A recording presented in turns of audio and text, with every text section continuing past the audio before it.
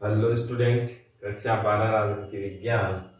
इसमें हम पढ़ रहे थे संघीय व्यवस्था की प्रमुख विशेषताएं। और संघीय व्यवस्था की प्रमुख विशेषताओं में हम आज डिटेल से पढ़ेंगे संविधान की सर्वोच्चता। संविधान की सर्वोच्चता की यदि हम बात करें तो संविधान भारत का केंद्र और राज्य, केंद्र व राज्य दोनों ही जगह क्या है, एकल संविधान व्यवस्था है। भारत में कैसा पाया जाता है, संविधान एक पाया जाता है। इससे फायदा क्या हुआ कि इसमें हम जानते हैं भारत में केंद्र प्रबल बनाया गया है, संघ को प्रमुख बनाया गया है। संघ प्रबल का फायदा क्या होता है कि आपने पढ़ा था कि भारत क्या है, राज्यों का संघ है। भारत क्या है, राज्यों का संघ। तो सारे राज्य मिलकर क्या बना लेते हैं, संघ बना लेते हैं। इसीलिए भारत क्या है, राज्यों का संघ है। ऐसी स्थिति में एक संविधान होना बहुत जरूरी है। एक संविधान होने से क्या होता है कि बाकी राज्यों में कौन से प्रावधान हैं, इनकी टकराव की स्थिति नहीं होती। जैसे मान लीजिए हम अमेरिका का उदाहरण लें तो अमेरिका में क्या है, राज्यों का संविधान है अलग और देश का संविधान है अलग। तो यहां दोहराव की स्थिति हो गई। ऐसी स्थिति में हो सकता है अलग अलग राज्यों के प्रावधान ऐसी स्थिति में आ जाए, टकराव की स्थिति में आ जाए, तो कहीं ना कहीं अखंडता खंडता में बदल सकती है। आपको ध्यान होगा जब भारत का एकीकरण हुआ तो ऐसी स्थिति पैदा होने के चांसेस थे कि सभी प्रांतें अलग अलग हो सकती हैं। इसमें आपने देखा हैदराबाद था, जूनागढ़ था, जम्मू कश्मीर था और मणिपुर था। इन चार जगह हम देखें तो कहीं ना कहीं हमें प्रॉब्लम आई। बाकी एकीकरण बहुत सामान्य तरीके से हो गया, इसमें कहीं कोई प्रॉब्लम नहीं आई। लेकिन आप जानते हैं यदि अलग अलग संविधान भारत की परिस्थितियों में बना दिया जाता राज्यों के लिए, तो आप जानते हैं वर्तमान में 28 स्टेट्स हैं और 28 विचारधाराओं में संस्कृति अलग है, सभ्यता अलग है, भाषा अलग है, जातियां अलग हैं, बोलियां अलग हैं, बहुत प्रकार से डिफरेंट टाइप हो जाता। और आपको ध्यान होना चाहिए कि अलग अलग रीजन में अलग अलग कॉन्स्टिट्यूशन अप्लाई करना बहुत जरूरी हो जाता और फिर ऐसी स्थिति में भारत की एकता बनाए रखना असंभव कार्य हो जाता।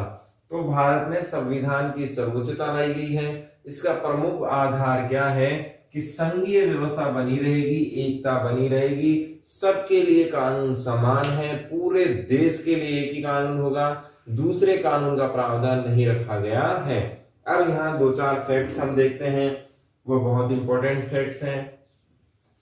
यहाँ सवाल नंबर 1, दोहरे संविधान व्यवस्था या दो प्रकार के संविधान व्यवस्था का उदाहरण लिखें।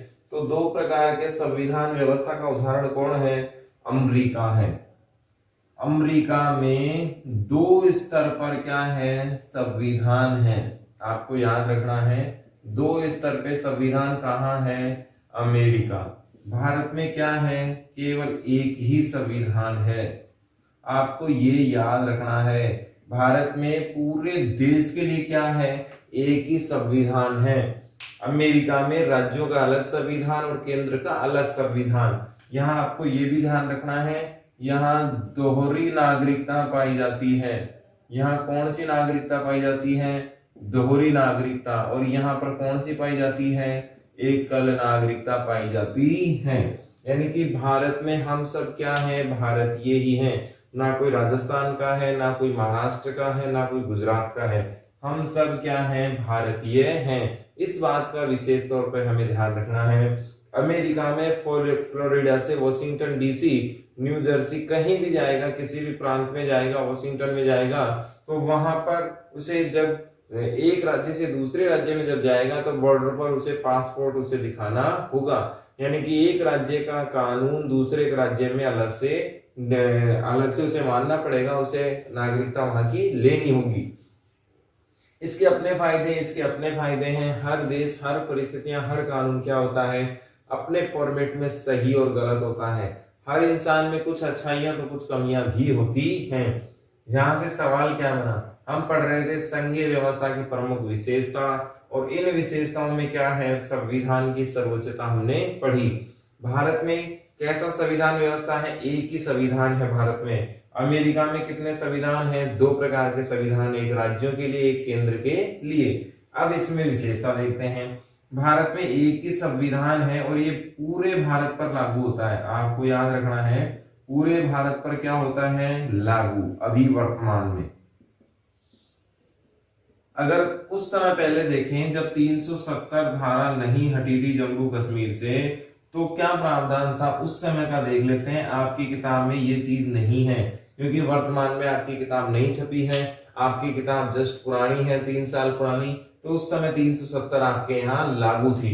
जम्मू कश्मीर में क्या प्रावधान होता था, हमारे यहाँ कानून बनाने का कार्य किसको दिया गया है, संसद को। और हमने बहुत अच्छे से पढ़ा था कि संसद का सबसे प्रमुख कार्य क्या है, कानून का निर्माण करना। संसद क्या बनाती है, कानून बनाती है। कानून में क्या करती है, संशोधन भी करती है। और ये दोनों ही काम किसके हैं, संसद के हैं। संसद जब कानून बना लेती है तो वो कानून लागू करने का काम कौन करती है, कार्यपालिका लागू कर देती है। लेकिन 370 के कारण जम्मू कश्मीर कैसा राज्य था, विशेष राज्य है। क्या है, विशेष राज्य है। यहाँ क्या सिस्टम होता था, संसद के कानून बनाने के बाद जम्मू कश्मीर की विधानसभा की सहमति, जम्मू कश्मीर को विशेष राज्य का दर्जा दिया गया। अब ये विशेष राज्य का दर्जा क्या था, ये भी हम देख लेते हैं। विशेष राज्य का दर्जा जब एकीकरण हुआ तब से ही जम्मू कश्मीर को प्राप्त था। हम इसको डिटेल से भी पढ़ेंगे पूरे चैप्टर में। जम्मू कश्मीर में 2 अलग से विशेषता थी, अनुच्छेद 370 और 35A। ये तो था, जम्मू कश्मीर में कोई भी बाहरी व्यक्ति जमीन नहीं खरीद सकता, जमीन नहीं खरीद सकता है। यानी कि जम्मू कश्मीर का लोकल व्यक्ति ही क्या खरीद सकता है, जमीन खरीद सकता है। और 370 क्या था कि वहां पर कोई भी कानून वहां की विधानसभा के बिना परमिशन के लागू नहीं हो सकता। अब आप देखें 370 हटाने का जो काम था बड़े समझदारी से इन्होंने किया। क्यों, राज्यसभा में इनके पास बहुमत नहीं है, मोदी सरकार के पास, लोकसभा में इनके पास बहुमत था। बिल कहां लेके आए, राज्यसभा में लेकर आए। और उपस्थित का आप जानते हैं बहुमत होता है। राज्यसभा के बहुत सारे लोग उस समय उपस्थित नहीं थे। सरकार ने यहाँ से बहुत जबरदस्त मतों से पास करवाया, यहाँ तो ऑटोमेटिक पास होना ही था। और उस समय विधानसभा चल नहीं रही थी, तो जब विधानसभा नहीं होती है तो मामला कहाँ चला जाता है, राष्ट्रपति के पास चला जाता है। और कानून कौन बनाती है, राष्ट्रपति ही बनाता है। तो ये विशेष प्रावधान का इन्होंने फायदा उठाया। और यहाँ विधानसभा होती तो 370 को यहाँ अमल में लाया जाएगा, नहीं लाया जाएगा, विधानसभा से परमिशन लेनी होती, जबकि विधानसभा यहाँ थी नहीं। तो उपराज्यपाल साहब का सिस्टम होता है, उपराज्यपाल साहब जब काम करेंगे जब वो वहां विधानसभा का समर्थन प्राप्त होगा। क्योंकि आप जानते हैं विधानसभा के आदेशानुसार, सलाह अनुसार ही राज्यपाल कार्य करते हैं, और राष्ट्रपति भी किसकी सलाह अनुसार कार्य करते हैं, व्यवस्थापिका कार्यपालिका की सलाह के अनुसार कार्य करते हैं। तो संविधान की सर्वोच्चता यहाँ हमारे भारत में की गई है। इसके बाद है एकल नागरिकता। संघीय व्यवस्था की दूसरी विशेषता है एकल नागरिकता। जैसा हमने इससे पहले वाले टॉपिक में स्पष्ट कर दिया है कि आपसे पूछा जाएगा एकल नागरिकता और दोहरी नागरिकता के उदाहरण स्पष्ट कीजिए। एकल नागरिकता और दोहरी नागरिकता के उदाहरण स्पष्ट कीजिए। तो एकल नागरिकता का उदाहरण कौन है, भारत, और दोहरी नागरिकता का उदाहरण कौन है, अमेरिका। एकल नागरिकता से फायदा ये है कि पूरे भारत में आप कहीं भी आ जा सकते हैं। पहले जम्मू कश्मीर अपवाद था, आपकी किताब में अपवाद ही रहेगा। वर्तमान में जम्मू कश्मीर में भी कॉमन नागरिकता कर दी गई है। जम्मू कश्मीर में नागरिकता का संबंध क्या था, जम्मू कश्मीर की नागरिकता की यदि हम बात करें तो यहाँ विशेष प्रावधान थे। क्या थे? यदि जम्मू कश्मीर का मामला था कि यदि कोई यहां से लड़की, यहाँ की कोई लड़की बाहरी भारत के किसी भी लड़के से शादी कर लेती है तो उसकी जम्मू कश्मीर की नागरिकता क्या हो जाती है? समाप्त हो जाती है। जबकि यदि पीओके का कोई लड़का या लड़की यहाँ के नागरिक से शादी कर लेता है जम्मू कश्मीर की, तो उसके अपने वाले जम्मू कश्मीर की नागरिकता मिल जाती है। तो इस कारण आतंकवादियों का बसना भी यहाँ लगातार जारी था। बहुत सारे कार्य हम कर ही नहीं पा रहे थे, वहां के लोकल लोग ही रहेंगे, केवल व्यापार कर सकते हैं, जमीन नहीं खरीद सकते, प्रॉपर्टी गेन नहीं कर सकते, बहुत सारी दिक्कतें हमें वहां उस समय आ रही थी। लेकिन नागरिकता जब जम्मू कश्मीर को एक सामान्य राज्य बना दिया गया तब वहां से सामान्य नागरिकता भी सभी नागरिकों की हो चुकी है। यहाँ हम देखें तो भारत में कैसी नागरिकता है? एकल नागरिकता है। आप भारत में कहीं भी, हमने स्वतंत्रता पढ़ी थी 19वें आर्टिकल में, तो पूरे भारत में आप कहीं भी आने जाने, अभिव्यक्ति की, व्यापार की, संघ बनाने की, समूह बनाने की स्वतंत्रता सारी हमने डिटेल से पढ़ी थी। और ये सारी चीजें आपको जन्मजात प्राप्त होती हैं। आपको ध्यान रखना है कि भारत में नागरिकता कहाँ से प्राप्त होती है? जन्म से ही प्राप्त होती है। और इसके बहुत सारे प्रावधान हैं। भारत में नागरिकता छीनी भी जा सकती है। राष्ट्रद्रोह के मामले पर सरकार के आदेशानुसार सरकार आपकी नागरिकता छीन सकती है, उसके भी प्रावधान है। नागरिकता प्राप्त करने के प्रावधान है। लेकिन भारतीय नागरिकों को नागरिकता किससे प्राप्त होती है? जन्म से प्राप्त होती है। अगला सदन है, अगला इसमें विशेषता है राज्यों का प्रतिनिधित्व करने वाला सदन, राज्यसभा। अमेरिका में ये केवल प्रतीकात्मक होता है। अमेरिका के विपरीत यह है जनसंख्या के अनुपात में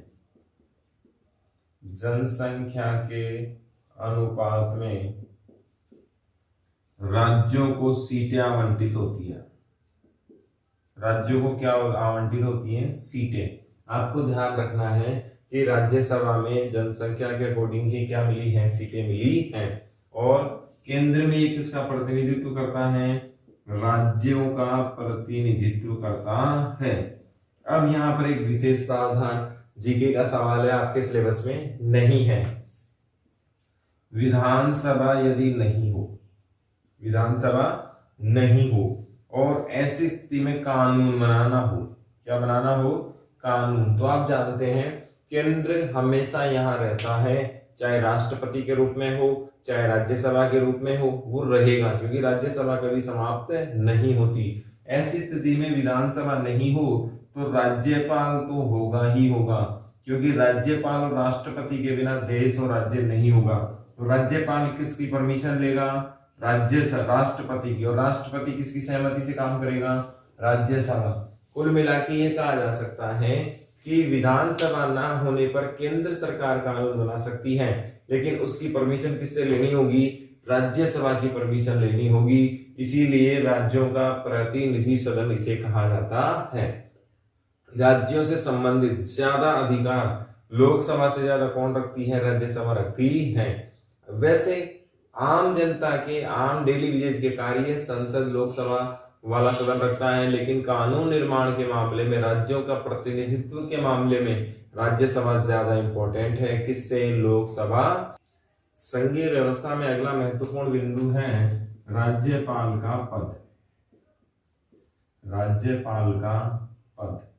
ये बहुत इंपॉर्टेंट चीज है, आप ध्यान रखना। यहां से सवाल क्या क्या आएंगे? सवाल आएगा केंद्र और राज्य के मध्य प्रमुख विवादों का कारण राज्यपाल का पद है, स्पष्ट कीजिए।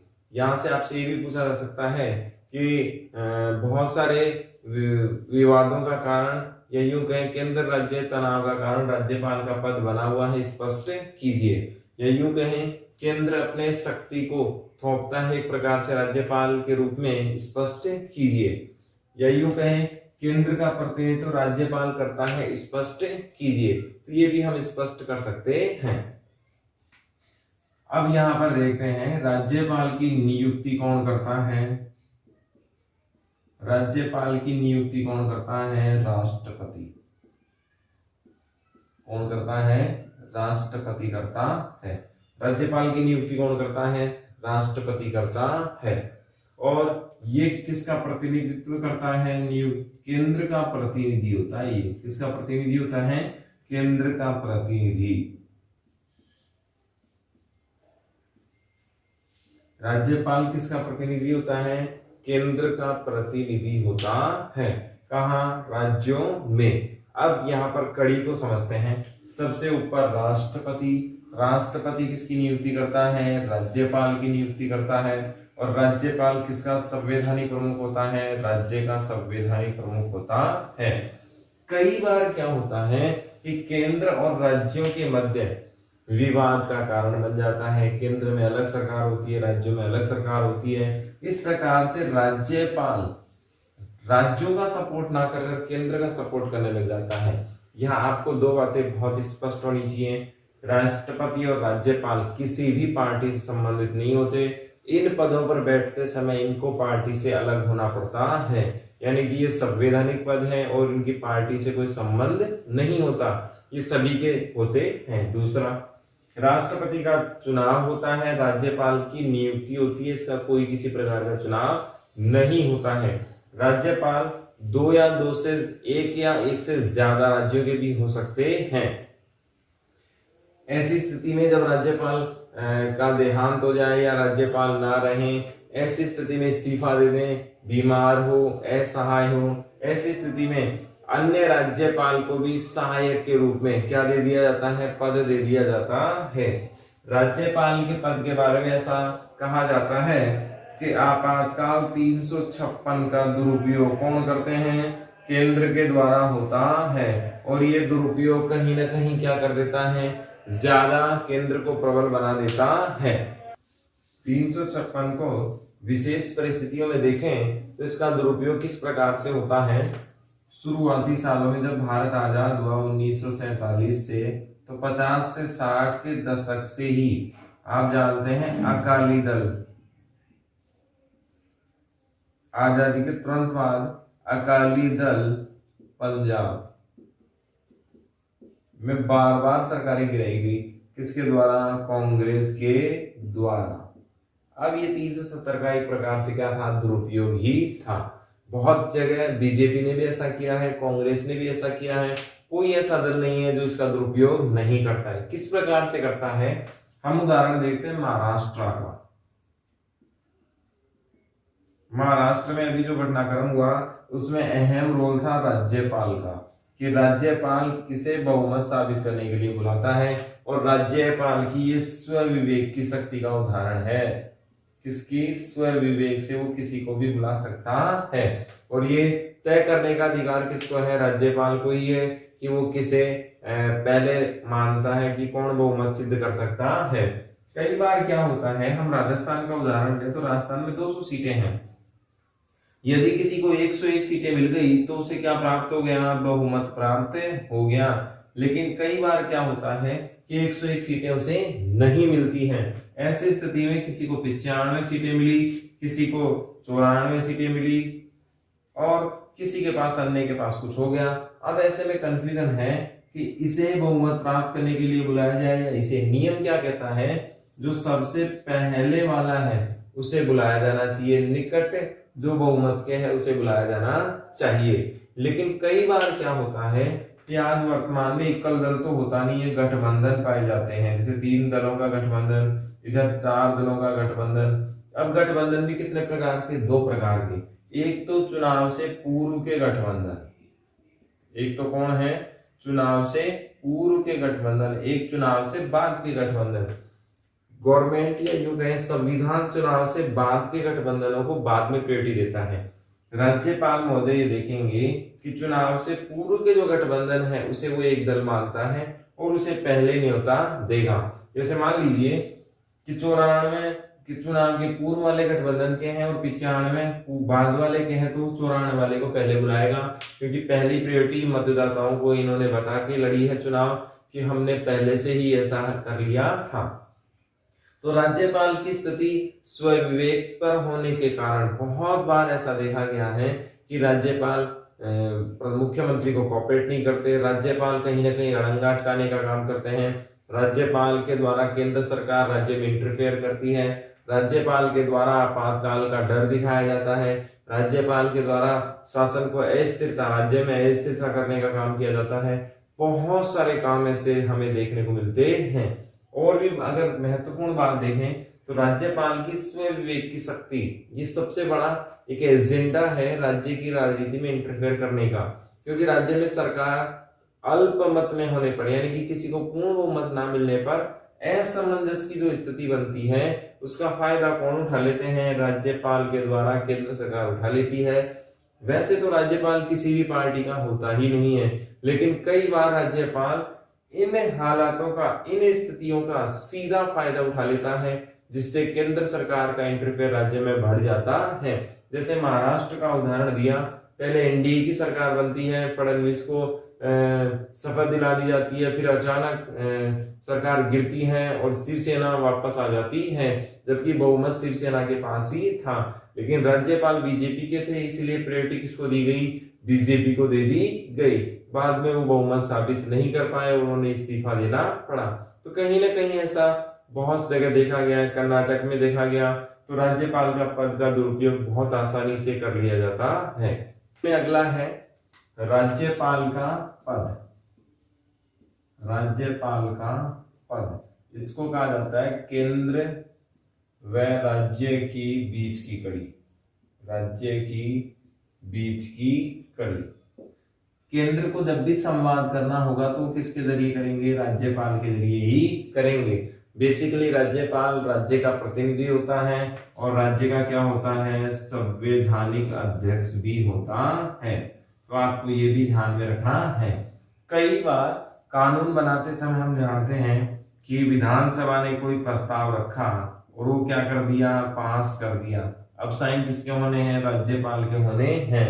लेकिन राज्यपाल राष्ट्रपति की परमिशन के लिए उसे रोक सकता है आर्टिकल 200 के अनुसार। तो ये भी विशेष प्रावधान यहाँ पर किए गए हैं। इसमें जो अगली विशेषता है वो है एकात्मकता का प्रभुत्व। एकात्मकता का प्रभुत्व। एकात्मकता का प्रभुत्व। इसका मतलब ये हुआ भारत में प्रबल केंद्र बनाया गया है। भारत में क्या बनाया गया है?